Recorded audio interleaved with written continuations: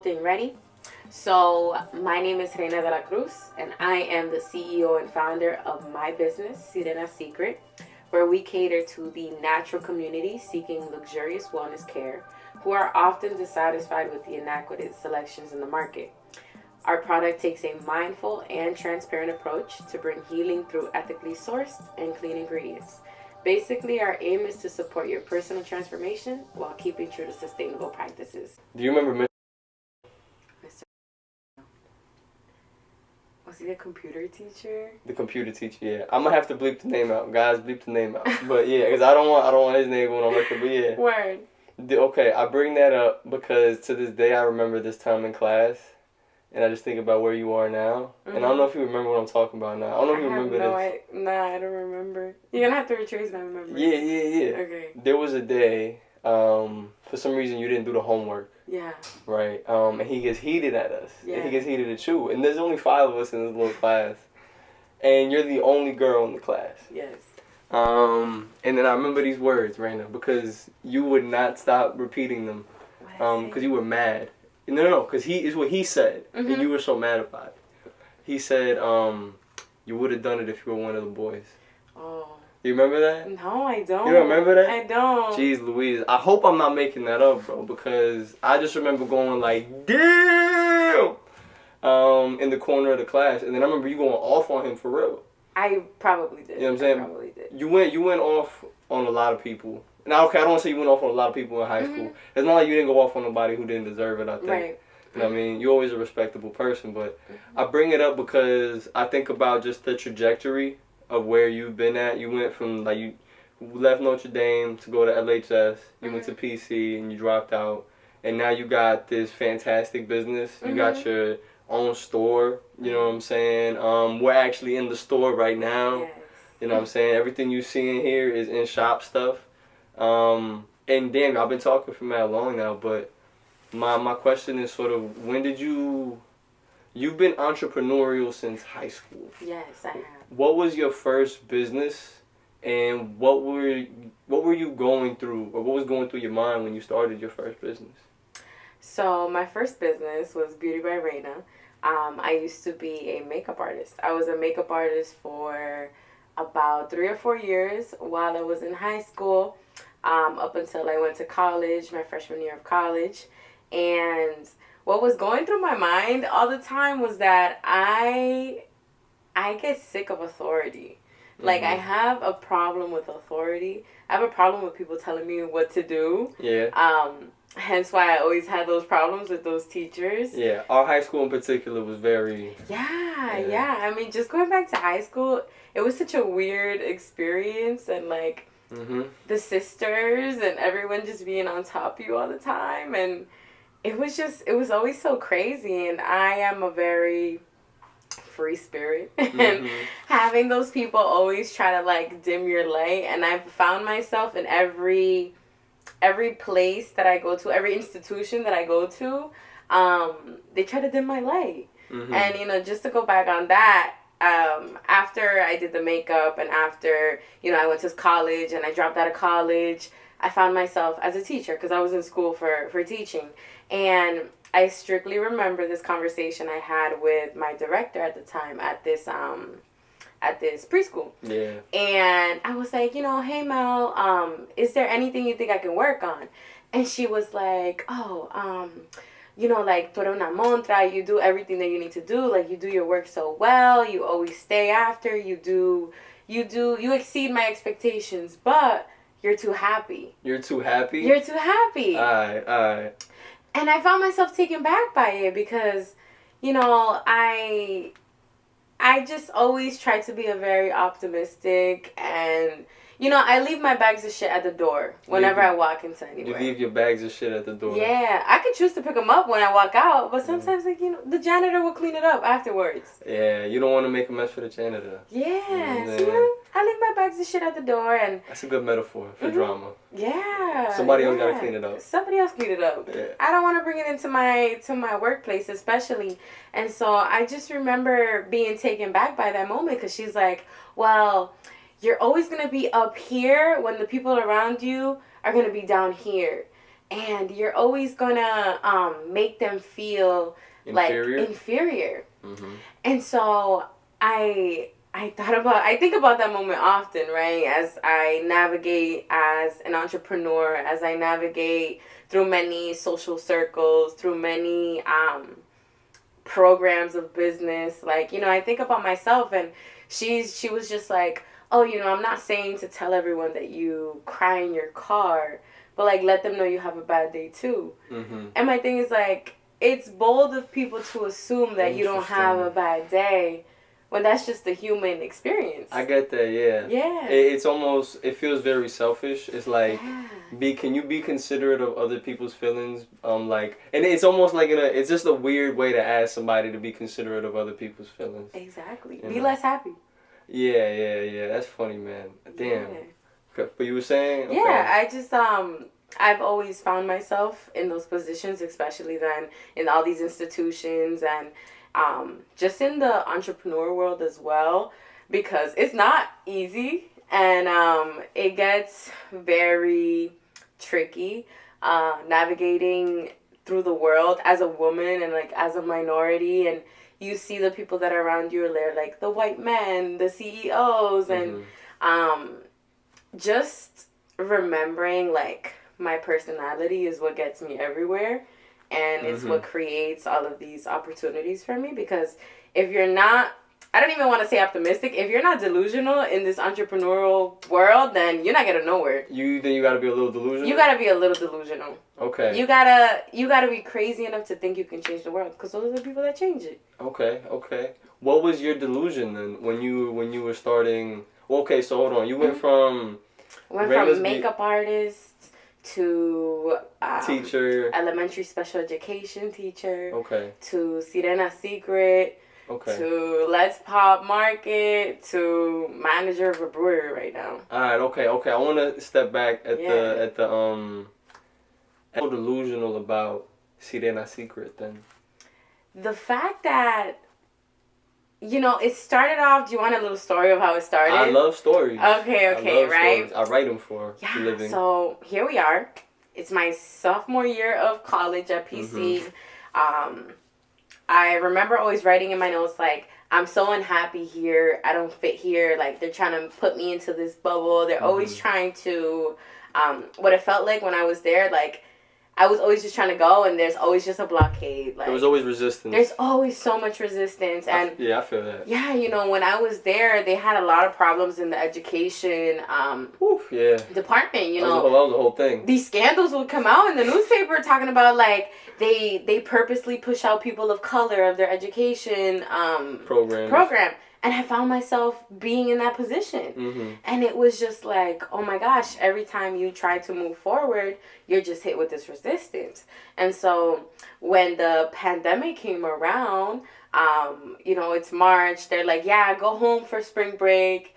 You guys are going to come back in 2 weeks. 2 weeks turned into how many months? It was... Oh, the COVID thing? The COVID thing. Yeah, I forgot. That's right. Yeah. It was so crazy. We were gone for 5 days, and they were like, yeah, you're not coming back. Yeah, exactly. So in those times, I'm like, yo. I forget you started it during COVID, because I feel like you've been doing this forever. You know what I'm saying? I'm pushing 3 years this year. Yeah. In a couple months, it's been 3 years, and that's a whole other story. But going back to like leaving school during the pandemic, I'm like, I'm not focused on these lessons plans I gotta write. I'm focused on like, yo, people are dying. People are dying. Life is chaotic. We can't even go to the grocery store. Like, how do you think I can care about educating children right now? Like, they're not learning, I'm a very hands-on, tactile person. So I found myself like, I can't do this. I'm very upset with everything. I love to be in person. And I made the worst, or like the biggest nightmare for immigrant parents. I told them I was going to drop out of school as a first-generation student. And so my parents were livid. Like, they were so livid with me. But I was like, I have a plan. Like, I'm going to do something. Yeah, I know you had a plan. I always have something on my sleeve. You always have a plan. You feel me? Like, I just be having these different skills that I have, And I literally remember, like, everyone's home during the pandemic. Restaurants are closed. Nobody knows how to cook online. And I'm like, let me just start making these little videos cooking in my house. Oh, yeah, I remember that. So I started just cooking and like teaching people how to cook. So I built this following on TikTok, and then I make them a hair growth recipe because I couldn't get my products from DR that I usually get, because with this whole thing going on, there's no import, there's no export, there's nothing happening. So I read the ingredients on the bottle of like hair growth oil that I usually use, and I just made my own. That's crazy. Okay.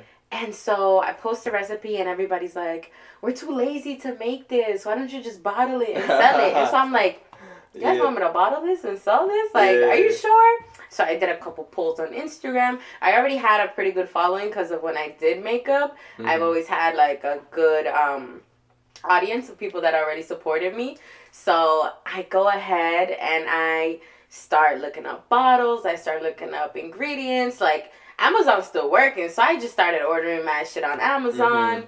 And fast forward, like, I'm sitting down, my MacBook is like, I can see like half the screen, but I made a whole logo on Photoshop. I never used Photoshop ever before in my life. This is where we throw in my logo right here, but this is where we throw up the logo. But I made this mermaid. It's gonna cover both our faces. Literally. But I made this mermaid because I'm like, yo, when have you ever seen a mermaid with an afro? And so I just like Sirena. Like, one day I was just chilling. When is the new mermaid movie coming out? The Little Mermaid. I think it comes out this summer. Sometime this summer. Valid. I bet. Yes. You did it first. So I'm souped. I'm already hyped for that. Every time I see it in the theater, the little preview, I'm like, yeah, I'm gonna watch that.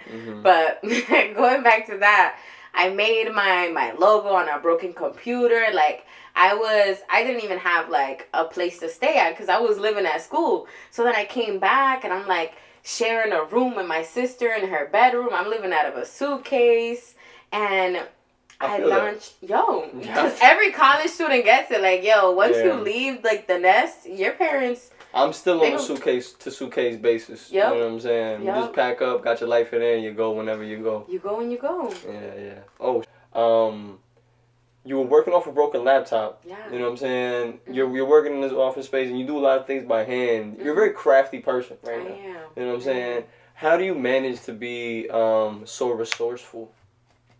So I would definitely say it did come with the process too. You know, I was met with a lot of obstacles, especially when we first launched. I used to cook the products. Like, I used to cook rice in this huge olla up there. Like, I used to cook everything, blend everything. It's really like, it was such a family effort. Because I didn't have my workshop until a year after I started my business. And so my brother let me use the den in his loft. And so like, I set up these racks, and I had all my machinery in there, and like slowly, gradually, I started buying stuff like mixers and product dispensers. But before, like, my grandpa would slice all the aloe. My mom would help me cook everything. We would be up until like 3 a.m. making these hair masks, and then they would already be sold by the time we finished. That's crazy. And so it became this whole thing that everybody wanted Sirena Secret. And it just like, it blew up so crazy within the first year. And within that first year, I made $26,000. Woo! Making something at home. Yeah. You feel me? And so like, it's crazy how much knowledge you can acquire just off of things on the internet. Yeah. You know, like, people, I mean, when times are tough, you resort to whatever you need to resort to. But I think people underestimate the amount of knowledge that we have just in our hands. Yeah, on the internet. And books, too. I mean, herbal medicine, like, that's the path that folks got to get into. Because it's like, whatever's on the shelves right now, it's not working. Thanks for watching Character Development. If you've enjoyed the show so far, make sure you like, sub, leave a comment. Turn on the bell for the notifications. Leave a rating, 5 stars. Do whatever you got to do to help us work that algorithm. We appreciate y'all. Yeah. One of the original names for this podcast was the Digital Days. Yes, which is, you told me, yeah. Yeah, which is taken by like 50 people. Oh, snap. You know what I mean? And I don't want to, you know what I mean? Yep. But it's sort of the idea behind that was sort of like behind like the internet age, right? You know what I mean? We grew up in an era, or we're growing up in an era where the internet is making a lot of things accessible. It's making a lot of things possible. Yeah. How has the difference been using social media for your personal life as compared to your business life? Okay. I was thinking about this earlier too, because I was looking at my bio on Instagram, like my personal Instagram, and I'm like, my bio is so specific to me compared to other people. I feel like I use my platform as the influencer that I am. Are you saying you use it like you're your own influencer? I think I am, yeah. That's crazy. Well, I consider myself an influencer. Yeah. Fun fact, I'm in this program called Entrepreneurs Forever. It's kind of... Is that not the same thing as E4All? No, it's different than E4All. I'm going to ask you about that, but please tell me about this. It's different than E4All. But it's a great program. You meet with other entrepreneurs in your cohort, and you kind of just have like a therapy session with each other every month. You go through basically just a check-in sheet. You talk about how's your mood with your business right now. Wow. What are some aha moments that you've had within the last month? What's a problem that you're facing? And then there's 3 actions at the bottom. Like, so within 30 days, I want to focus on finance. I want to focus on growth. I want to focus on talent, education, cash, whatever it is. But you kind of just get together and you deep dive and problem solve with each other. So I'm in these programs with like older folks, younger folks. I think I'm the youngest person in all of these programs, to be honest. But just the fun fact was because they made us take a personality quiz. Okay. It's called the DISC assessment. The DISC assessment. Yes. And so basically, my personality came out overall as influencer. So there's like DISC, and some of them are like, you're very cognitive, or you're very... You gotta pay for that? So there's like a free version, but they paid for it. They did pay for it because one of the things that they wanted in the program was people who are easy to work like in a team. And so they really wanted to get people who, and obviously they tested it. They wanted to get people who they would see would grow from the program. So you have to be like, your brain has to be at least a little malleable for you to be in the program. Because the idea is for you to be in this program for 3 years. And they kind of just guide you along the way of your entrepreneur journey. So I got influencer, which everything just seemed right because I'm not like a statistical person. I'm not with the math. I'm way more artistic and creative versus like numbers and stats and things like that. Yeah. I feel you. Yeah, so the influencer, definitely I consider myself an influencer. But... to your question that you asked originally. The business versus personal use of the internet. I think that with my personal, I just like to emphasize my business through me. Like, I like to be the face of my business because I've learned, and a lot of times, like when you're in business, you'll learn that branding is so important, and I am the brand. Like, people would rather see my face than see a bottle. Because they want to see who's the personality behind it, who's the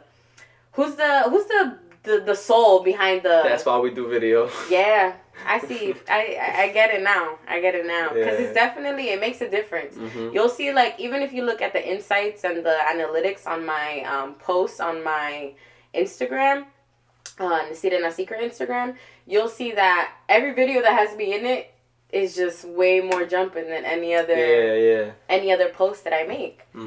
People support the person. Yeah. I've been thinking about, like, I've always hated social media, real talk, because I just know I get on it and I'm addicted to it. You know what I'm saying? I can't get off of it. But once I'm using it much more intentionally, you know what I'm saying? I feel so much more at ease and healthy because it's not mindless. And I feel like it's the mindlessness that gives me any anxiety, you know what I'm saying, about being on the internet and stuff.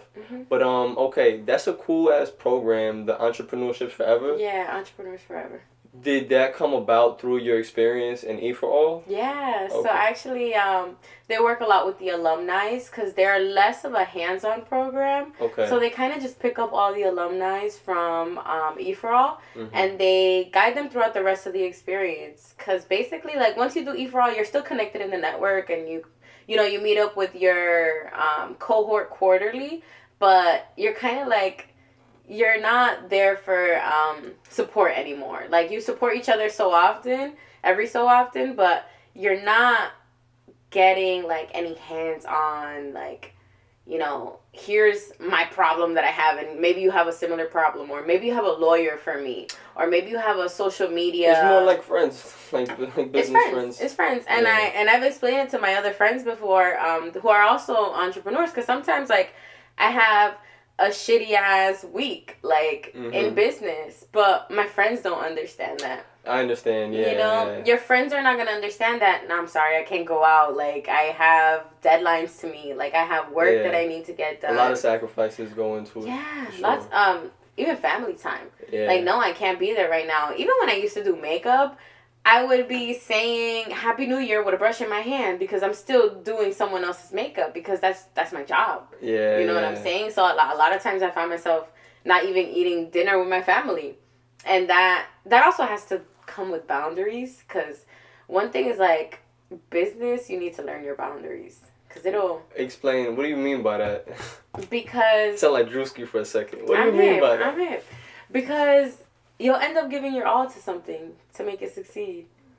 And that's problematic because... No. Because you're not focusing on life too much. No, that's fair. I agree with that.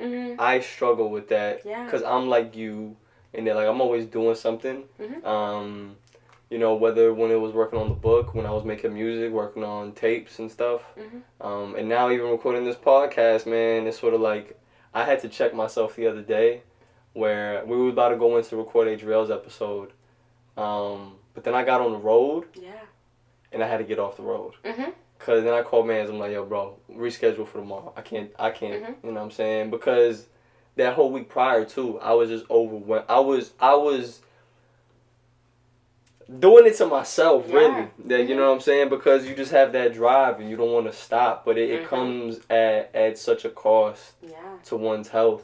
So, like, this support network doesn't just seem like it's not just a business support network.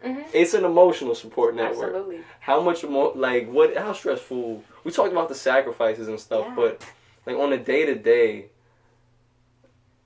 what is going through your head, like, in terms of, like, emotions and thoughts, and, like, how are you managing, you know what I'm saying? What is your process? I wish I had, like, a clear, beautiful answer for you that I could give to everybody, but this shit is not easy. I work 24/7. I work 24/7. And I have these conversations with my wellness coach, too, and I'm like, I'm in the shower, and I'm thinking about, I gotta get bottles, I gotta ship out this order, I gotta do this, I gotta do that. I'm constantly answering emails, like, and that's the thing, like, you can't just be accessible when people want you to be accessible. And that's one of the things about business. People want to know, especially with this this era that we live in, you can order on Amazon. Everything comes like that. That shit comes tomorrow. But the SD card that is being recorded on came today, and I ordered it yesterday. Right. Yeah. Right. We live in such it's such a commodity to just have things. Like, speed is a commodity. Yes. Itself. Speed is a commodity. You can sell that. Yeah. Yeah. And so when it comes to me, and I'm like, processing may take 4 to 6 business days, because what if I gotta make this oil right here? What if I have to wait for more packaging? What if I just have stuff to do in my personal life that I'm not gonna be here the day that you come and pick this thing up? Yeah. Look at all these orders here. I have orders there from days and days and days because people are not available when you're available too. But then the assumption is to always be available. Especially when you're when you're on when you're on the customer side, you expect the supplier to always be available. Yeah. You know what I mean? We lose our shit if there's no toilet paper at CVS. You know what I'm saying? Low key, like when I was over in UK, one thing I peeped was that they don't wild out. No. Like they don't like, I don't know. I imagine their supply and chain systems are different, but it's sort of like if I go to a store and like they're out of something, it's like, you know what I'm saying? Next week, bro. Like, we might have it. You want to know a fun fact? What? It's okay. Walmart doesn't even supply their own toilet paper. They have a supplier that comes in every single day because they know that that's the fastest thing that sells every single day. Wow. So they can't use their own. I mean, you can't get high on your own supply. You can't wipe your ass with your own. I can't rhyme that, but you know what I'm trying to say. Yeah, basically. Yeah. And that's just a little fun fact. That's because funny. You think about it and you're like, yo, I need to get this shit done. But even Walmart doesn't even sell their own shit. Even they outsource. Yeah. On that note, because this is like my main takeaway, yo. Because you said this in the beginning and like you didn't come back to it. Yeah. But you said you have a wellness coach. I do have a wellness coach. You know what I'm saying? That's unique. I don't know. You're the only person I don't know what a wellness coach. I'm gonna keep it a buck. Yeah. And I feel like that is an interesting. Like I asked you the question and you answered it. I think right there. Yeah. Like, you know what I'm saying? Because you have all that shit going on and you can't do nothing to stop that. But how does how does having a wellness coach in your life help, or having just those ears, those people in your ear help you manage the balance and stuff? Yeah, I mean, just it's crazy because you think you can do things alone, but yo, even the strongest of people need someone just to listen to them. And it's important that like you just don't dump around the people around you, because sometimes you're not looking for a response. Sometimes you just want people to listen. And so the beautiful thing about my wellness coach, we started our journey last year actually. I did a 90-day intensive program with her. We met every single Tuesday and basically just created a healthy relationship between myself and my wellness. So everything from dieting to mental health to exercise to just making sure you're always in your body. And she is such a crucial person to my personal journey and my growth and my accountability, because I have a hard time with accountability. I like to think of myself, I'm a campaigner. So, like, I have tons of ideas, but it's very difficult for me to execute. So, even the boss needs a manager. Even the boss needs, you know? That reminds me of something that I read. And I'm going to put the link, like the name of this book in the thing, because I think everyone should read it. It was the Almanac of something... Navarra, something with an N, but in it he was talking about the first thing that is his priority is his health. And this is a book about entrepreneurship. This is a book about business. How much has maintaining your own health, you feel, come into play with like the success of your business? You know, before I met Hartel and started my that's her name, Hartel. Before I started my program, yo, shout out to Hartel. That's my girl. I miss her. I haven't had a meeting with her. I mean, this will tell you everything. I haven't gone to the gym. I haven't been drinking my gallon of water. I've been eating like shit because I don't have no accountability. And it's hard to be accountable on yourself when everybody else is also counting on you, and you have to make sure shit gets done. And so not meeting with her has really taught me like about myself too, and like how important it is to be healthy, because when you feel good, you like yourself more. And this is one of the things she taught me too. When you feel good, like inside, you are more apt to do the things that you need to do or the things that make you happy. Because if you think about people like with depression, for example, they don't even like to take a not that they don't like to, but they can't bring themselves to even take a shower or to clean their room. Yeah, or you don't even have the motivation to do like basic hygienic things. Yes, yes, and those are basic hygienic things. So then that's when the exercise and eating well is way out of the picture. That's even harder to do, man. You know what I'm saying? Like, if you can't take a shower, how you gonna, like, I don't know, take a walk, do some push-ups? Exactly. You know what I'm saying? Because at that point, it's just the motivation part. You know what I mean?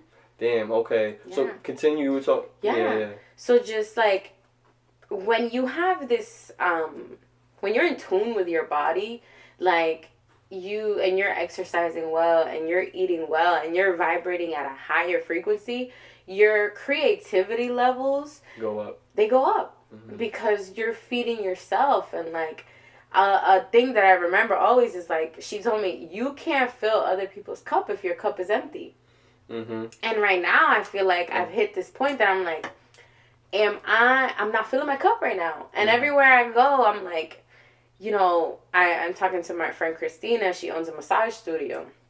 And I'm like, Christina, I forgot how to self-love in this season right now. Like, I forgot how to take care of myself. Like, I haven't gone to the gym. I haven't done anything that I typically do. Like, I was doing 2 kickboxing classes back to back. That's 2 hours. I remember you when you were whooping ass, bro. Yeah, and I was on my plant-based shit, and I was drinking a gallon of water every single day. I've been suffering from dehydration lately. Like, something's been off, and like just my environment, bro, and like not drinking enough water is like cornerstone for me. You probably can't tell on cam. I have been feeling weird. You know what I'm saying? I'm gonna agree with you, cause same. Yeah. Damn. You just gotta take care of yourself. Yeah. It's so hard though. On that note, because I remember when it was the first time we linked up when I got back from Providence. Yeah. We sat down at the brewery the other day for the first time in a minute, and you were telling me about a text message you received. Was it a text message or was it an email from the University of Cornell? Of Cornell. Cornell. Is it just Cornell? Is it University of Cornell University? Cornell University. Yeah. I'll never understand the proposition placement in, you know what I mean, some of these things. Yep. What was that text about, and like what was your thoughts and reaction to that text? So that text was about me having a moment with my career in Sirena Secret. And the last few months, I haven't really like launched any new products. It's been very stagnant. Like, I hit a plateau. I was super, super, super high. I won the first place, the grand prize at E4All, the business program that I did. And then I got the materials that I wanted. I got the high that I wanted, but I kind of stayed there. And I've been there. I've been there in this plateau.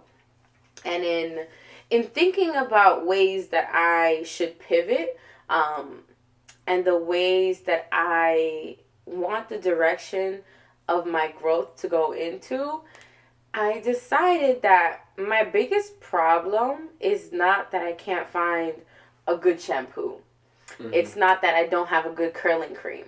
It's not that I don't have a gel that I can just go get. Yeah. You know, my biggest problem right now is that the people around me are suffering from health problems. My mom has gallbladder stones. My brother, super painful. I had have to have surgery for that shit. It's bad. It's bad. But you know what the remedy is here? They just remove your gallbladder.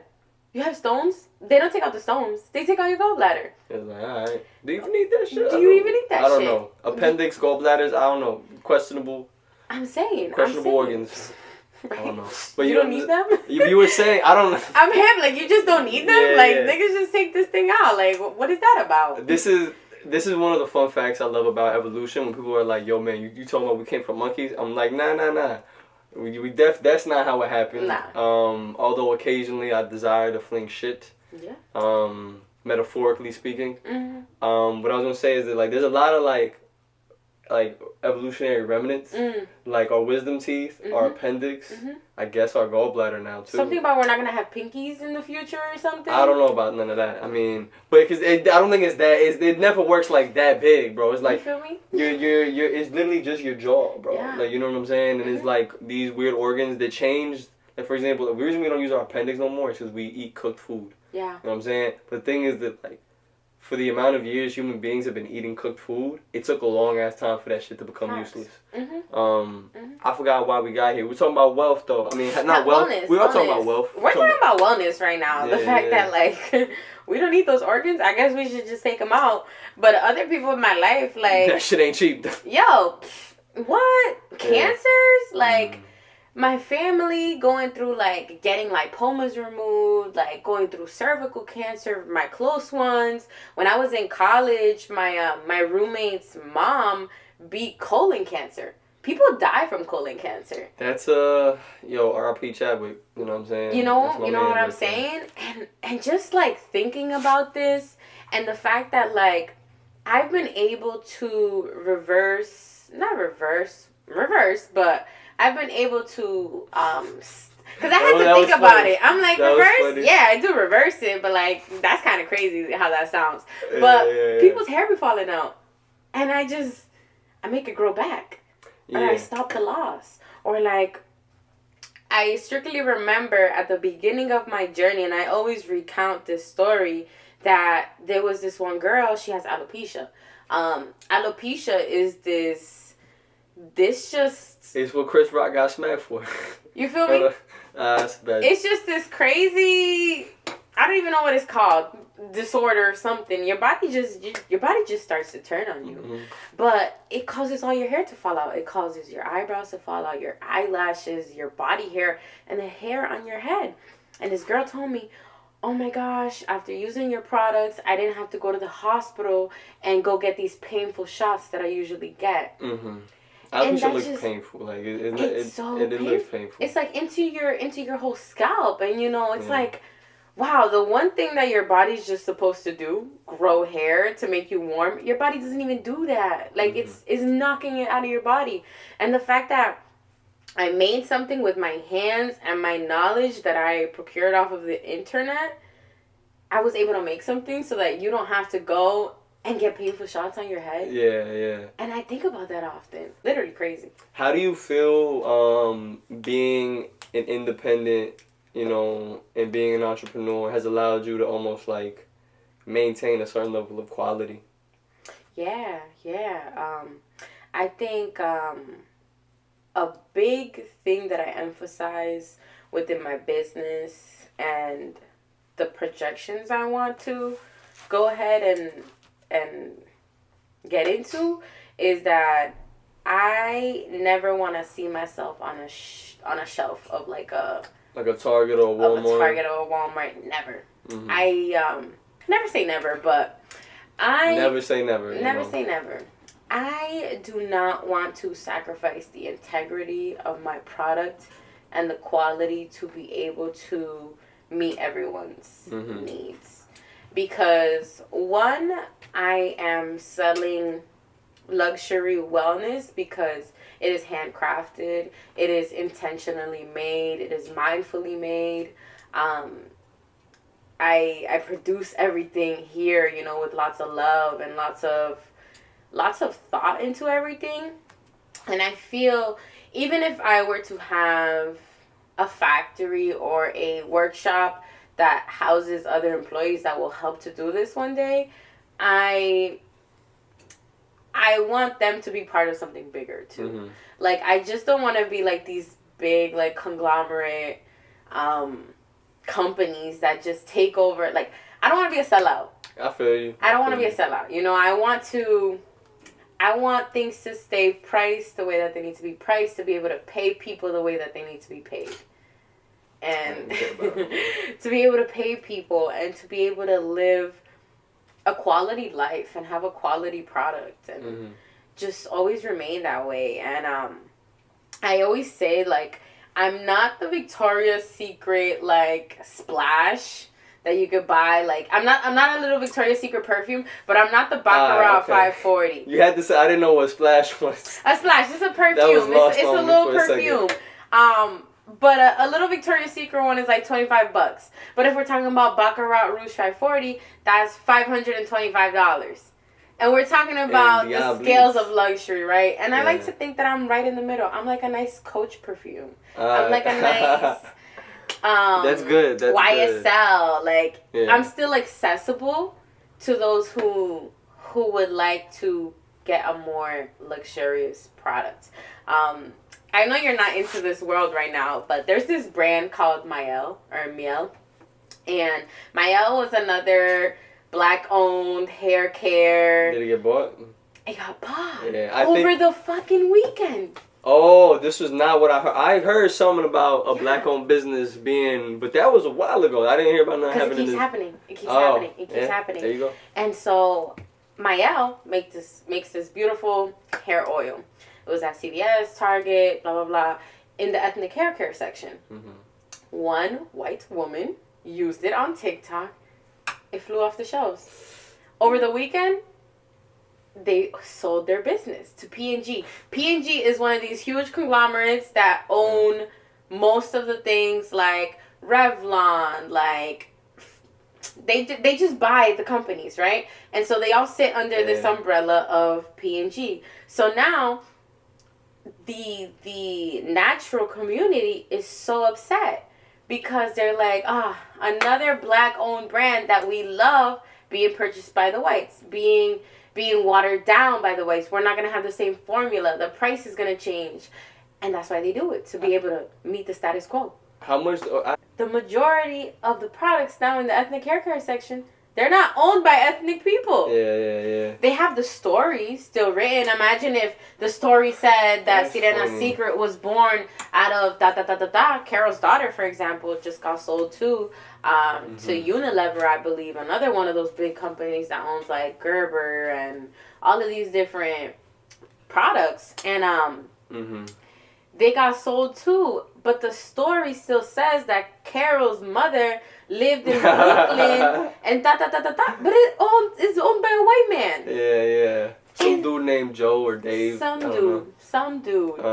And that's just like, it's crazy because now you go into these sections and each day more and more of them are being bought out. And again, I feel like another thing is like we don't understand what goes on behind that. Like, were they threatened? Like, what happens behind those things? That's true. Behind these huge companies. It's competition. You can do a lot of things when you compete. Yeah. There's a lot of different ways to compete. Yeah. So if I'm in there, I'm already vulnerable to these things happening to me. I'm already vulnerable to being bought out by the white man. I'm vulnerable to have my craft sacrificed and my hard work. And I think people get upset too when they see Black businesses being bought by white people because it's like, what about the generational wealth? That might be it though. And the legacy. The legacy and generational wealth are two different things. Because I feel like the business is legacy, but that check they might be getting offered, if it's not through other means of being bought out, you know what I'm saying? If it's a fair check for like an a hyperbolic number, you got the generational wealth. You might be good for three generations type shit. You know what I'm saying? Yeah. But this is why I asked the question earlier, because when I think about small businesses and then when they have to compete with these large corporations, unless you like get bought out, like is there a plateau? Like, you know what I'm saying, to how much money you can make before you have to like upscale so large that the product becomes diluted just by the sheer size of your operation. Yeah. Like, you get what I'm saying? So like, I don't know. I think that reminds me to answer the rest of your other question too. Please. I was meaning to go back to that. About Cornell. Because that goes back to it, right? I hit this plateau because I've been doing amazing. I got my shop. I got my workshop. I have 3 retail partners right now. But business is stagnant. And so that brought me to notice what's going on around me. Why do I have to pivot? And so in thinking about like what the fuck is going on with everybody? Everybody's sick. Everybody's sick. And I'm like, I use herbs on the daily. I use plants. I use different powders. I use all of these great things. Why don't I get into holistic medicine? Why don't I study clinical herbalism? Yeah. Why don't I just become a natural pharmacist? I think that's a good idea. You know? And I just been thinking about things that help me and like things that I know heal people. I mean, like I make these body butters. I have someone that comes in here and purchases a $34 bottle of body butter when they could just get some. They can get some Aveeno that says eczema on it at Walmart, but they come to me because this is the only thing that soothes their very uncomfortable eczema. And they come to me and they purchase from me because like they believe in the quality and they believe in the integrity of the product. And I'm like, imagine if I not only sold cures, but I sold preventative medicine as well, you know. And so I'm like, I've always thought about the idea, like I would love to get into supplements because I go into the store and I see all these pills and stuff and I'm like, what's this huge option, like this these options? You know how I think they make vitamin D, by the way? How? They catch the sunlight and it's now. That's what I'm saying, dog. You can't just yo, you know, like if you're sad, like they prescribe you vitamin D for 12 weeks. That's facts. How the fuck do they get that? I need vitamin D daily, especially during the winter, because my mood is not. It's hard for me to stay upbeat and positive. Yeah. I find I'm much more prone to negative things. And it's one of those weird things where I'm like, it can't be the vitamin D that's making me think more positively. People behave bad in the wintertime. Yo, brother, I'm an asshole during the wintertime. I'm saying. I know it's a thing. That's why that seasonal depression is.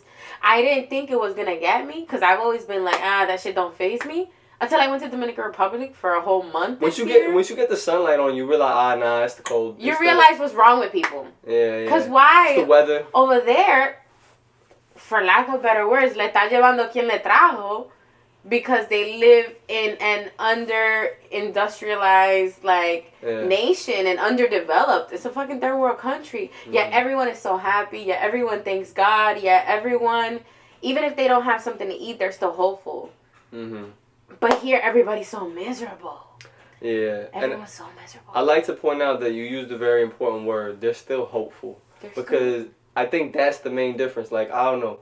I remember when I was sad in the U.S. and I'd have somebody, a family member, be like, yo, we got people in the yard starving, son, this, that, and the third. Like, what do you got, whatever, right? And it's sort of like what I was missing was hope. Yeah. Like, you get what I'm saying? Like, yeah, because it's scarcity breeds hope, too. That's the one thing. 100%. You eventually, like, you're caught up in all the misery and you have the choice to either, like, wallow in it or, like, look forward to something. You know what I'm saying? I think there's a lot of things to freaking look forward to in life, you know what I mean? But it'd be hard sometimes when I think the other problem with the speed commodity, with the, like, access is also a commodity sometimes where, like, I don't know, we can have, in the U.S., we can have whatever we want whenever we want. Like, you know what I'm saying? Like, where's the effort in any of that? Where's the hope and expectation in any of that? I'll tell you, I read The Happiness Equation by Neil Parisha. It's supposed to be like an entrepreneurial book, but really it just applies to everybody. And one of the things that he talks about, he kind of shows a list of, like, when everything came to be, like electricity, toilets, with their dates, and at the bottom it's like wheel. No, it was everything that could kill humans before, like poor water access or like no grocery store, lions, and now lions, right? We're literally at the top of the food chain. Yeah, but I want to point out, birds used to be able to kill us. Birds are scary. There used to exist birds that could pick you up and then eat you. Like, you know what I'm saying? Birds are scary as fuck. Anyway, aside from the birds that used to be able to pick us up and kidnap us, at the bottom of the list, and like it says like 2018, it's like you. And it's because humans have conquered everything and put themselves at the top of the food chain. Except the self. Except the self. I like that. That's now, what this podcast's about. The only thing that kills people is depression. And like sadness. Because we have everything, we don't have to work for nothing. Yeah. Now it's just your mind. I think human beings, we're really problem and solution oriented. Yeah. And when we feel as though the problems in our life are alleviated, we fall victim, like, into our own selves. Facts. You know what I'm saying? One thing I was thinking of earlier is, like, I noticed that my mom was really bored. You know what I'm saying? And in her boredom, like, it's not that, like, she was trying to solve problems that did not need to be solved. Like, do you know what I'm saying? Kind of like, if you got, like, an older dad who's always trying to fix stuff around the house. Yeah. You know what I'm saying? Yeah, I forgot why the hell I brought that up. Nah, but I feel you. The other day, it was yesterday, I snapped at my mom. Because I'm like, I think she's bored right now, too. And I snapped at her, and I was like, because she went to tell my dad something about me. Yeah, yo, I love that. I love when they do that. She stitched on me. Mind you, my parents are not together. Like, my parents haven't been together since I was, like, 13 years old. Like, it's been a hot minute. But my mom was at my house, and she, like, went over to my dad and was like, Raina. And then I'm like, are you bored or something? Like, you stirring up drama just to have some fun right now? Like, what's going on? But, yo, parents, boredom. Retirement was invented by the Germans because they just didn't want old people out doing anything. But really, the brain is not supposed to retire because if the brain is not actively fulfilling a job or doing something, then your brain deteriorates. Yeah. And that's why you see old people working like little retail jobs and things like that, because if they stay home, they die faster. Wow, get your ass up. Yes, literally. And that's another thing in that book. But that just brought me, like, that idea. Because I'm like, damn, we just need to let people work and, like, actually be out and be social and, like, do stuff. Because if not, their brain just dies. I'm gonna sound like a dickhead for this. But there's, like, this subreddit on Reddit. You know what Reddit is? Yes. And it's called Anti-Work. Okay. And I think it was on the news once or something, man. But I don't know. Because I understand the anti-work in this sense. Mm-hmm. You know, there are many instances where people feel like they're getting shafted by, you know, their employers or perhaps by a certain industry. Mm-hmm. You know what I'm saying? We talk about entertainment industry. People are getting, you know, clipped out of contracts all the time. You know what I'm saying? And that's why the independent artist is becoming a very new, like a new experience, right? Where did I start with this? The entertainment industry. Before that, bro. We were talking That's why I need a notebook. This is why I need a notebook, guys. We were talking about retirement and the mind and the idleness and how you have to work. Oh, the anti-work stuff, man. Yes, the anti-work. Because here's my thing with that is that it's exactly that. I feel ridiculous not working. Mm-hmm. And throughout my life, I've had people tell me, like, Daniel, that's not good. And it's like, and I used to agree with it until I started looking at work differently. And, like, what is work, right? It's not just sitting down for this from this time to that time and then doing X amount of to-dos list, right? Sometimes work is like, as a writer, for example, sometimes work is going to the movies to get some inspiration. And I'll be at the movie theater with a fucking notepad. Like, I'm a nerd like that, you know what I'm saying? Because I'm just like, oh, that shit was mad fire. That shit was cool. It's the idea. It's not work if you enjoy it. And I think beyond that, it's not work also if you can somehow, like, receive pleasure from the outcome. Like, you know what I mean? I don't know how much you actually love sitting here and making beauty products as compared to wellness products. Thank you. As compared to, like, actually seeing what the wellness products do for people. You know what I'm saying? No one's actually read my book yet. You know what I mean? The audio version is coming out this year. But it's like, I don't know what's going to happen, right? But do you feel like you live more for the joy of seeing, you know, the outcome, the result, the joy of others as compared to just the joy of the process? I would have to say that I love the process, especially seeing where, excuse me, where I've grown in the process. Mm-hmm.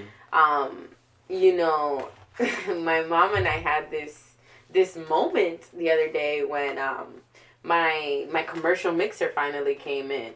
Mind you, this is like a 175-pound machine. Jeez. That I got. It cost $2,800 that I got with my prize money from the E-for-All.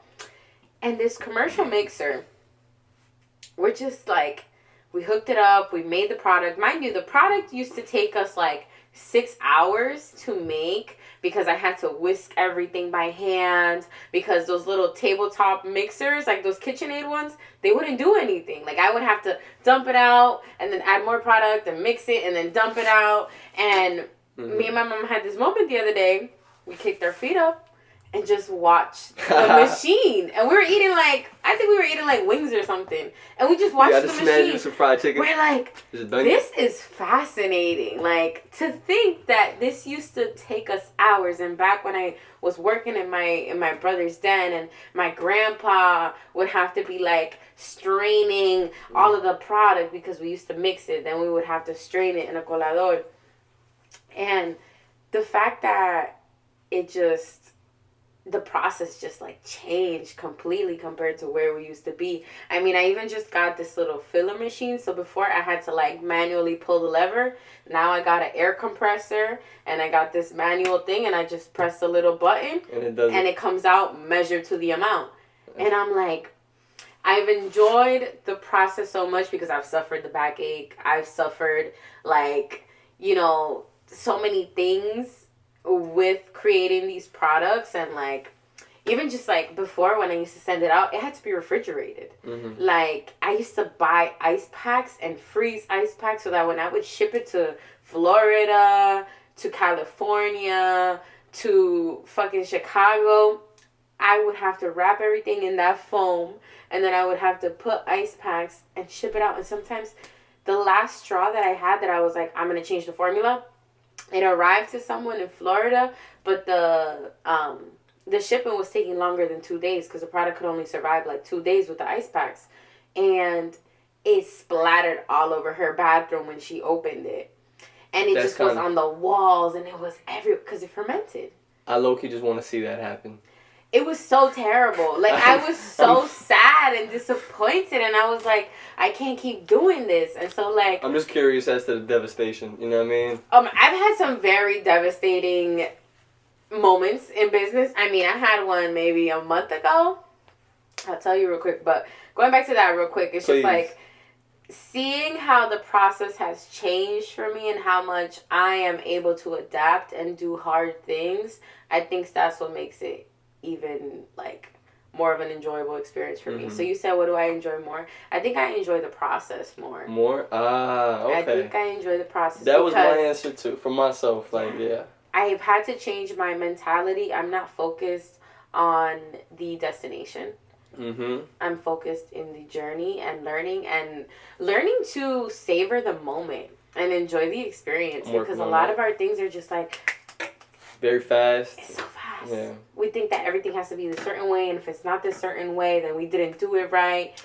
But yeah, I'm a strong believer in like whatever's happening right now is supposed to be happening. Yeah. We got to make do and be resourceful what we got. Yeah, 100%. But just to tell you this disaster that happened to me the other day, and I really only spoke about this to my peer group, because I'm like, they're the only ones that are not going to be like, oh my God, I'm so sorry. They're going to be like, damn, that's crazy. Now you just got to keep going. Like, you know, because when I go to my friends and I tell them what happened to me, I'm working at my workstation. Boom, I'm in my little lab area.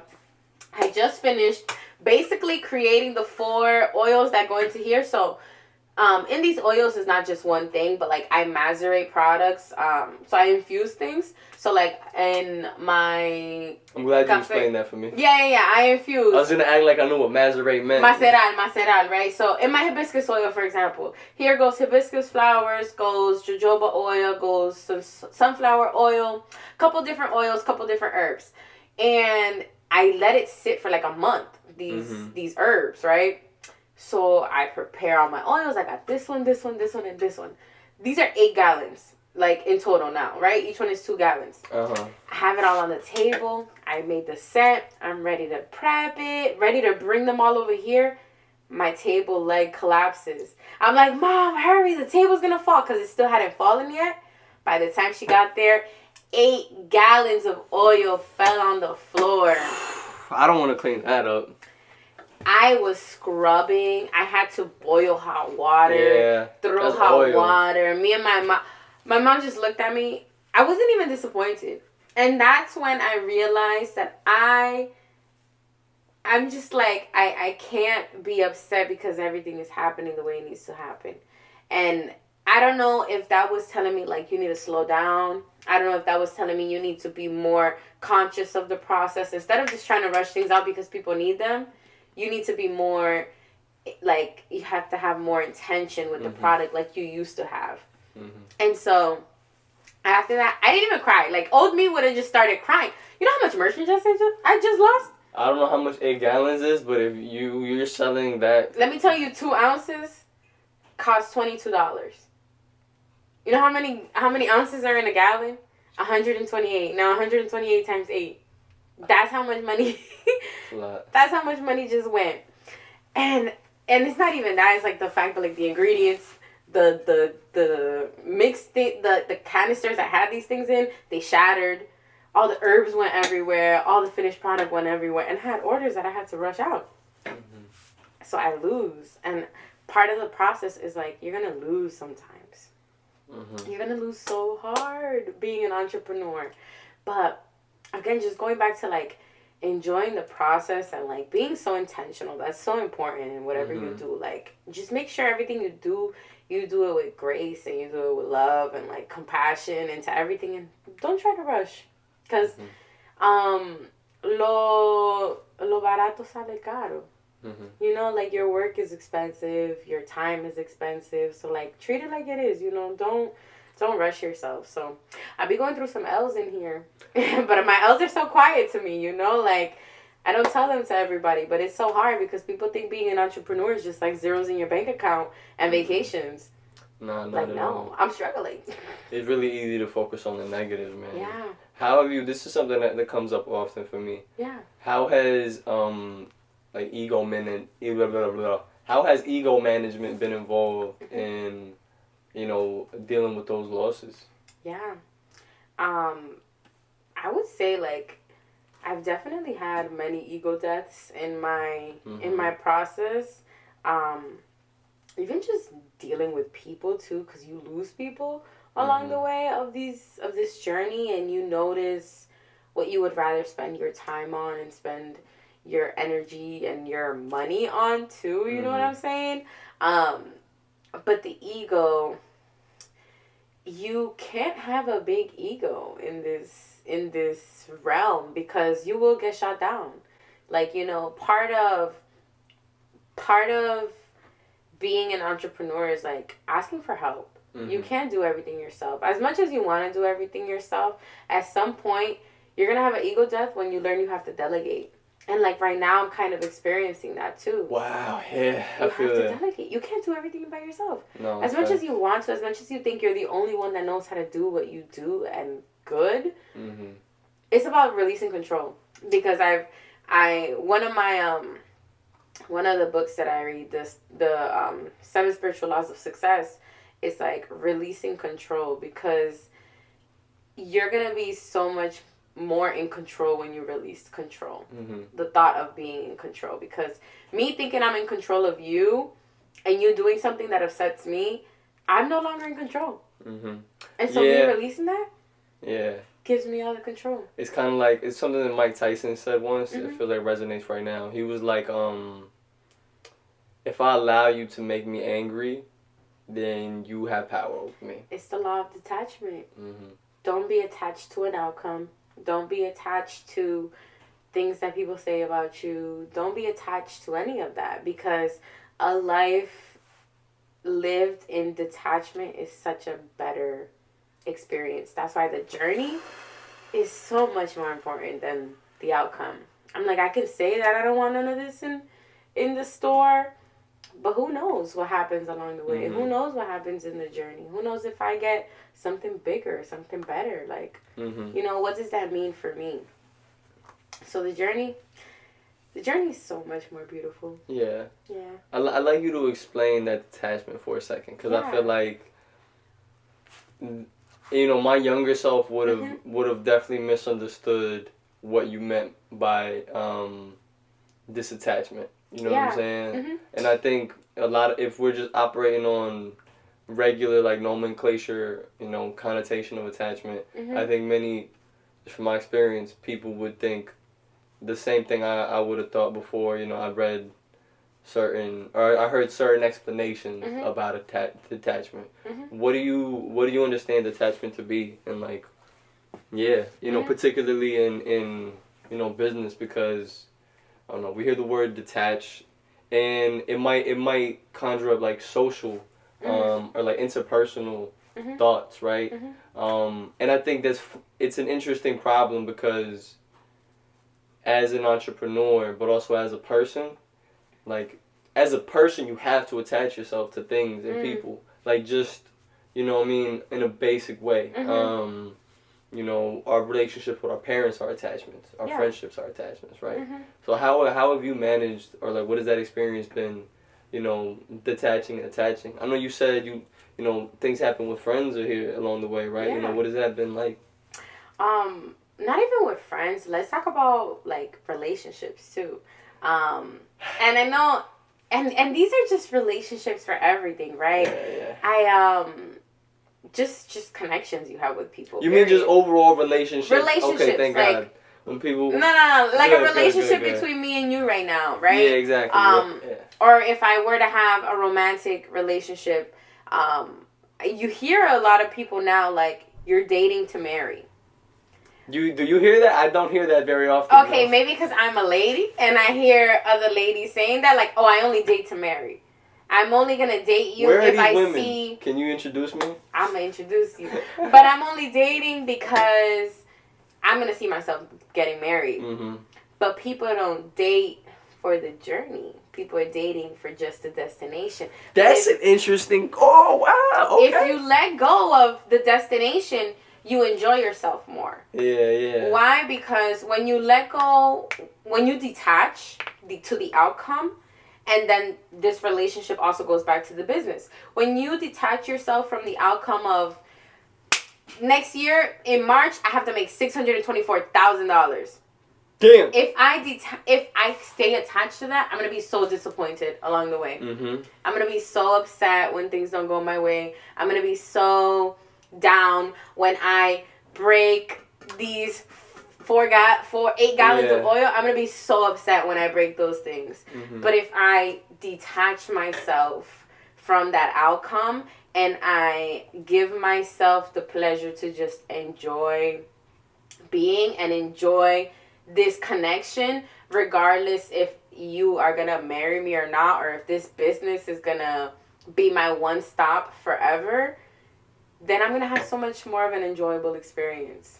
Yeah, because you just get to be present. You just get to be present. You get to be present. When you are attached, you start making excuses for the things that disappoint you.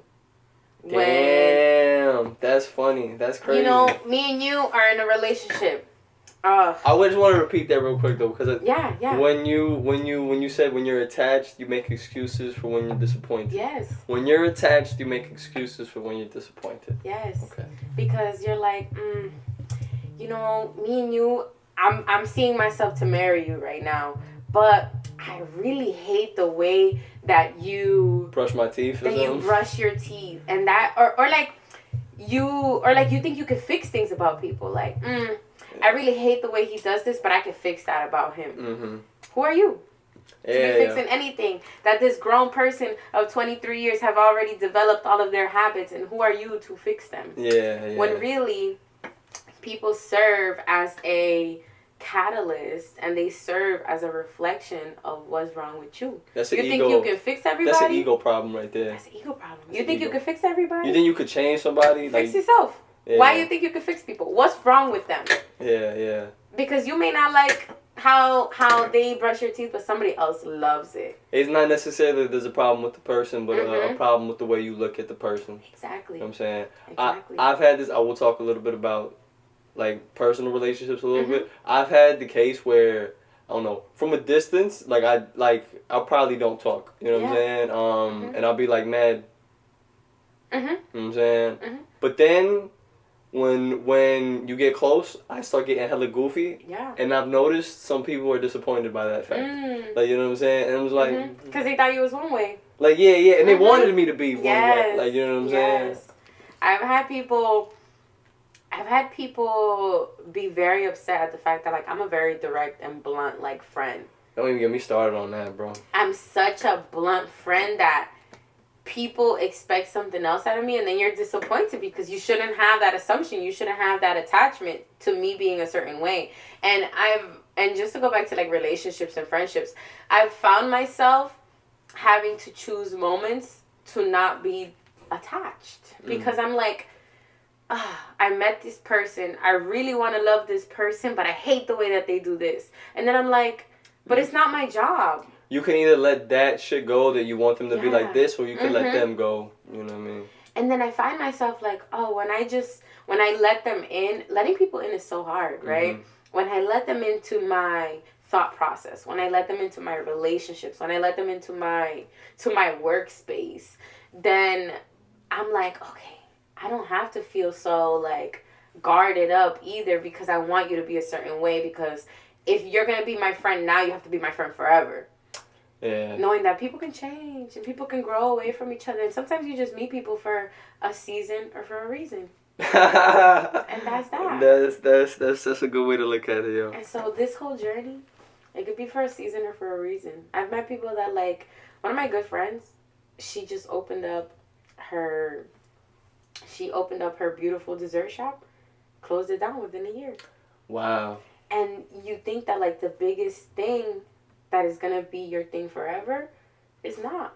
I thought when I was through the ages of 13 to 19 trying to be a rapper, I thought it was life or death. Yep. You know what I'm saying? It's all or nothing. And then shit happens, you know, you give it a big swing, you know what I'm saying? And then, like, you become very disappointed. But this is what I realized, like, after the disappointment dissipated. And it was funny, man, because I had put together a big-ass show called Men on Fire in, like, 2018. And I think it was a pretty good show, man. It was just the start, but I had been attached to certain outcomes that I was so disappointed with it. But it was looking back, I'm like, that was a solid show. You know what I'm saying? And, no, but I remember when I got through that little bout of depression, I locked myself in my room for, like, 2 weeks, and I didn't do nothing but, like, just smoke weed and play video games, because I was, like, trying to just scorch the earth of my brain, you know what I mean? But it was, like, eventually I got out the slump, and I'm like, oh, yo, I'm still here. Yeah. Like, there's still, like, I may not want that anymore, but, like, there's still a lot of stuff to do, you know what I'm saying? A lot of things to go through. Yeah, you know, you just always think of next chapter, right? Yes.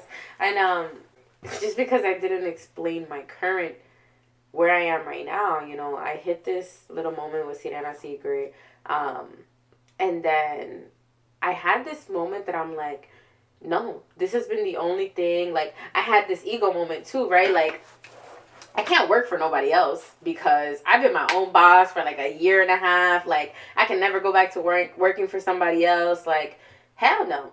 And then I thought about it, I'm like, how are you ever going to learn how to manage people? And you don't grow, like, you're not born knowing how to be a leader. You can have the essence. You can have tendencies. Yeah. As my boy JP says, you can have tendencies. You can have tendencies, but you don't know until you go and practice. Until you put in a situation where you exercise those tendencies. Yes. So I saw an opportunity. Spigot River Brewery, I saw an opportunity. My friend needed some help. There needed to be some type of control. I've always had a problem with authority, but I can be a very authoritative person.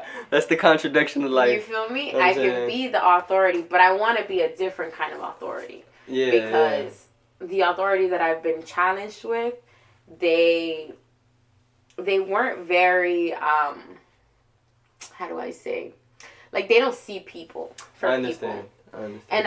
And I like to think that, like, I can see people and, like, what they need. And I found this, I saw this opportunity, and I was like, you know what, let me take it.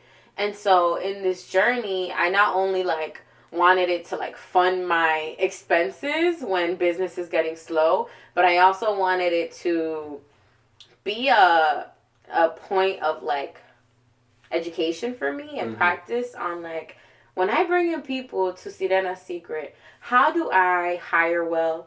How do I interview? How do I monitor training? How are you managing every step of the process to ensure high quality? Exactly. Because that is the problem. If you leave certain tasks to untrustworthy people, you know what I mean, then the product's just not going to be good. Exactly. Am I hiring you and then I'm just watching over you to see if you're doing things well? No. I remember I read this Emergent Strategies by something Marie Brown, maybe. Is a woman author. And, you know, she was talking about, like, trust. Yeah. Mind you, I actually hate the way this book was written, but it had so much good content. I feel like she wrote that style for cash. Okay. Like, it looked like a very profitable style. You know what I'm saying? When I read her other writing, I'm like, I hate you. Can you just write like this for me, please? Okay.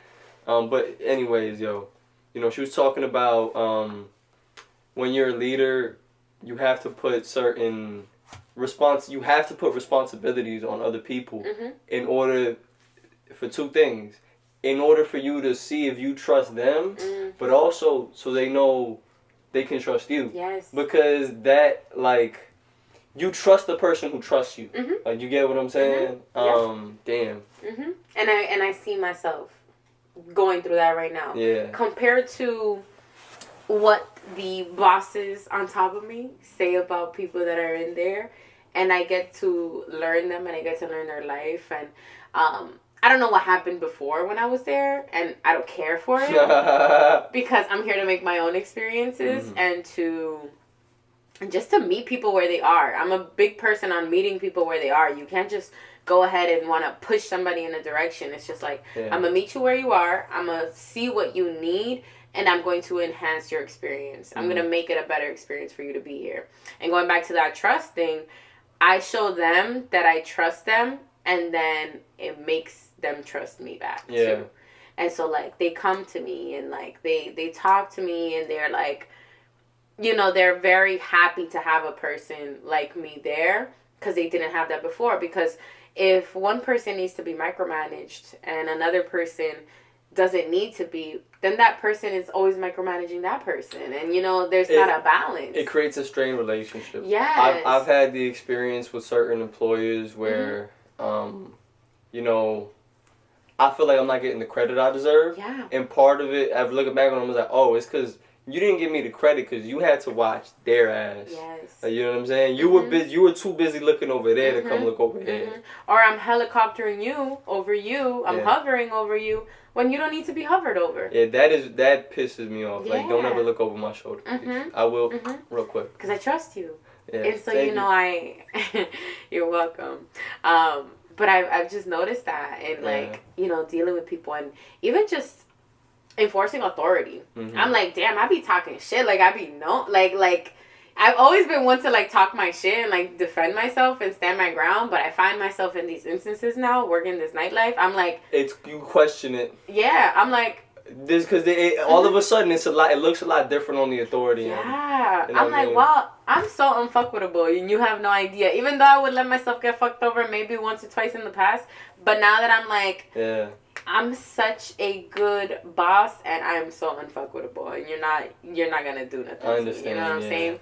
And it's respect. When people respect you, and like, I had an intern before, and that experience just didn't go well. It just didn't go well at all. But then I realized where I didn't hire well, where I didn't monitor well, when I didn't. You got to reflect on how you performed as as that person, that figure in charge. If you are noticing the quality of my hosting has gotten better, I hope so. It's because homie Adriel gave me some tips after our podcast the other day. So what he do? What's he tip? Nah, I can't spill trade secrets, fam. You know what I'm This saying? is cut. Nah, there was no trade secrets, but I just had to be a better host. Like, yeah. real talk. Nah, it's been great. No, but okay. Damn. So backtrack real quick. Yeah. The management experience. Yeah. Okay. You had the intern. It kind of went bad. Yeah. I just learned how to stand my ground more, because I feel like before I could have been a more passive person. That's funny, because I had never seen you like that since we were 14. I know. You know, we've almost known each other for like 10 years now. Yeah, it's been a long time. I think it'll be 10 years this year. It's been a hot minute. That's crazy. It's been a hot minute.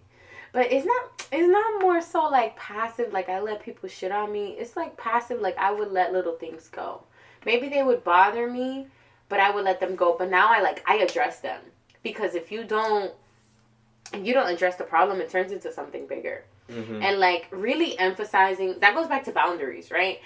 I've really had to emphasize my boundaries in this setting that I'm in right now, because even if the person above me wants me to do something that could have made me uncomfortable, I put a stop to it. I'm assuming it's recording.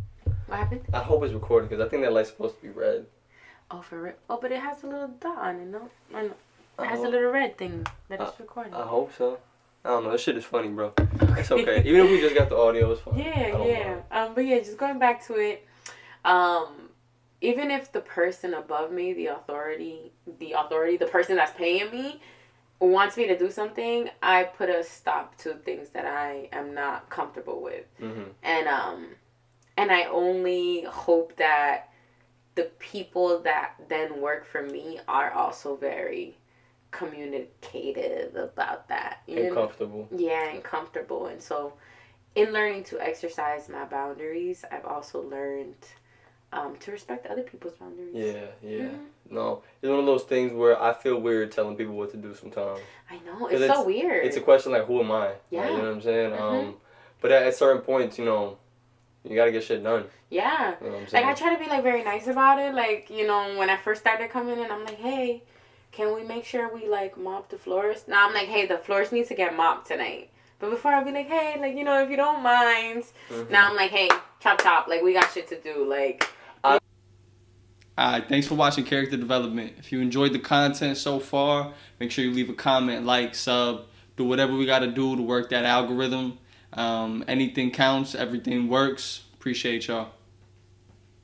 Remember what I told you? Everything in the universe that's happening right now is supposed to happen. So what are these things supposed to teach me? And what are these relationships supposed to teach me? And so when I think about it, I'm like, how long will this last? But then I'm like, but I want it to last a good amount of time. So like learning that balance, like, hey, and also checking in with people. It's so important to check in, because some people are not as open and you know, available to talk about what's going on with them or their thoughts. And like, some people do need to be addressed. Like, hey, you know, how are you feeling? Like, can I check in with you? And that's something that I've just been taken back. I'm like, okay, hey, how do you feel about if I do this? Or since I've already been in this position of creating all of this and being in charge of all of this, I kind of just assume the responsibility. And then she's like, hey, like, wait, this is an us thing. And I'm like, you're right, this is an us thing, I'm so sorry. But it's like that, like, esa maña, like, I've already developed this, and I've already... You need people to you know, you need people to be a person. Yeah. Like, you know what I'm saying? I keep saying to her, and when I check myself, when I find myself frustrated working with other people, I always tell myself that alone you go faster, but together you go farther. Where did you get that from? I don't know, but I heard it one time or I read it, and it's just been stuck with me. And every single time that I'm frustrated, I'm like, yo, I can do this shit and I can go really fast. But like, if I do it with someone, it can go so far, because those things that I am not good at, or those things that I don't want to do, there's somebody else to do them. And we can share the load, and we can decompress when things happen instead of it just being me. And so I'm like, together we can go farther. We can do more. We can exceed our own expectations. So I always have to check myself, and I have to like come back down, you know. Figure yourself out type shit. I get you, yo. Yo, we've been running now for an hour and a half. Yeah. It's been a hot minute. Yeah. I'm low key hoping to get the time up on these shits. Real talk. This was honestly one of my favorites too. By the way, I hope you know.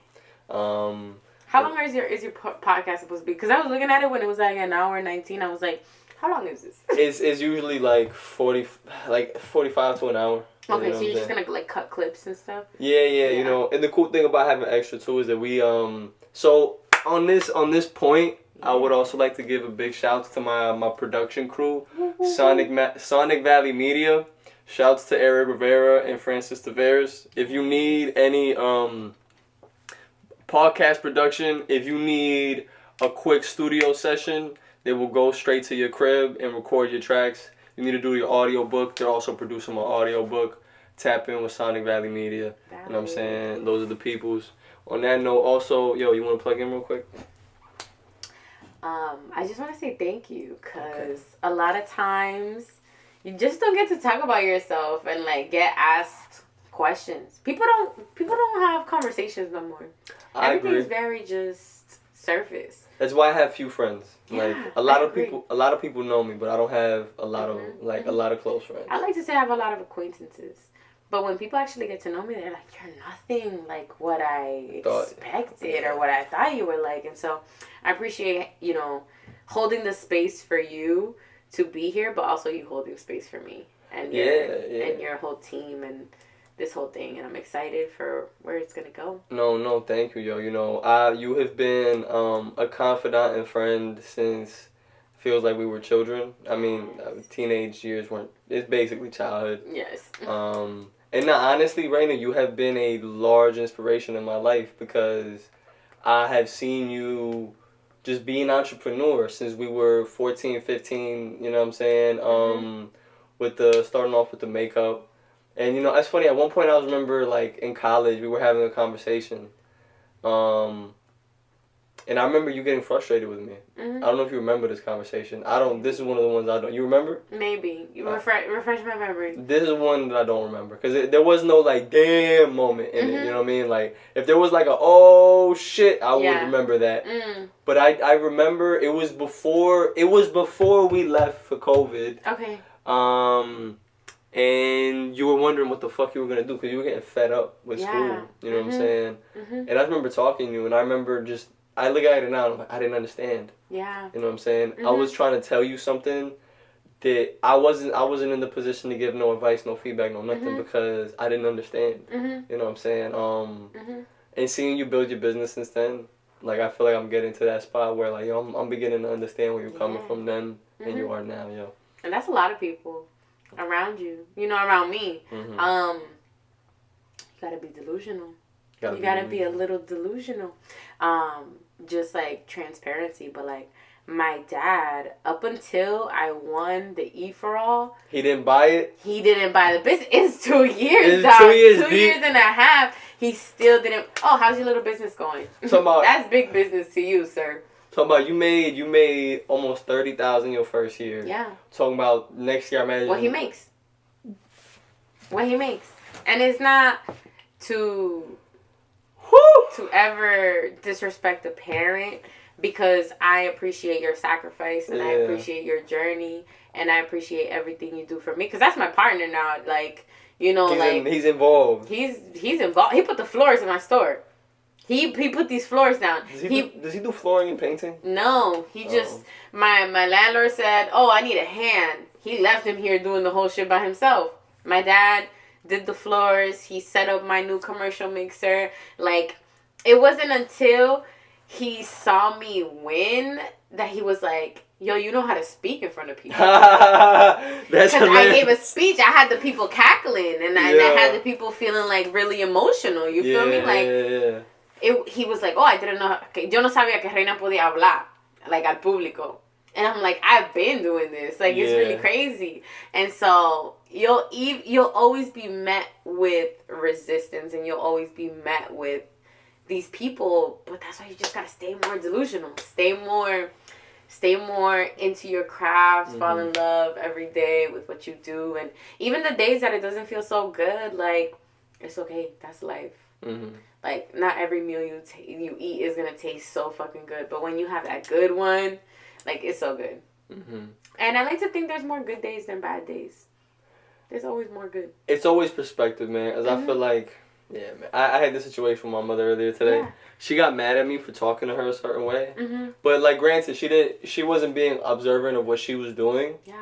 And then, like, she gets mad at me and she's like, "Oh my God, you hate me, Jesus Louise." And I'm like, "Yo, you're such a Dominican woman, like, you know what I mean? You deaf almost your age, right?" We have the same mom, because at this point. And my thing was, I'm like, yo, every morning I wake up, I go to the coffee machine and I give you a kiss on the cheek and say, "Good morning, mother, I love you." Yes. And you think this one time, because you're pissing me off doing something that I've asked you to stop doing, then all of a sudden I don't love you. Yes. Like, you understand what I'm saying? Yes. And it stems from things that they've experienced, and that's part of the journey too, that accepting that the people around you, as much as you think you know them, as much as you love them, they're just people. Yeah. Just like you do shitty things. I do shitty things. And you do shitty things to other people, and you experience super bad days. They're no superwoman, superman. They experience just the bad days. Ain't no super person, bro. Just persons. Yeah. You know what I mean? Forgiveness is such a big thing that detachment to who you are supposed to be, to who your mom is supposed to be, to who your dad is supposed to be. They're just another person that went through shit just like you. Mm-hmm. And you live a happier life in detachment. That's real talk. That's real talk. They're flawed people just like you. So I'm like, on that note, yo. That's That's 140, shorty. This is the longest pod we had. I'm hip. But, you know, if you want to purchase some... let me give you my elevator pitch real quick. Pretend like I didn't even give it to you in this whole spiel. All right, ready? We're going to cut this to the front. This is the thing. Nah, this is the ending right here. All right. Send us home. When you are a business person, make sure you have your 30-second elevator pitch. That's 30 seconds that if we meet each other, you'll know everything that I'm about, and you are going to support me because you're just boom. That goes across all things, not just businesses, but like as a writer, my book, I can tell you what it's about in 10 seconds. You know what I'm saying? Yes, you need to always got to do that. Summarize your whole thing. Ready? So, my name is Reina de la Cruz, and I am the CEO and founder of my business, Sirena Secret, where we cater to the natural community seeking luxurious wellness care who are often dissatisfied with the inadequate selections in the market. Our product takes a mindful and transparent approach to bring healing through ethically sourced and clean ingredients. Basically, our aim is to support your personal transformation while keeping true to sustainable practices. Woo! Yeah, that's a fire pitch. Like that. And so you can purchase Sirena Secret at sirenasecret.com. You can follow us on every platform at Sirena Secret. And peace and love. I'm about to get some products real quick. You already know the deal. Peace and love.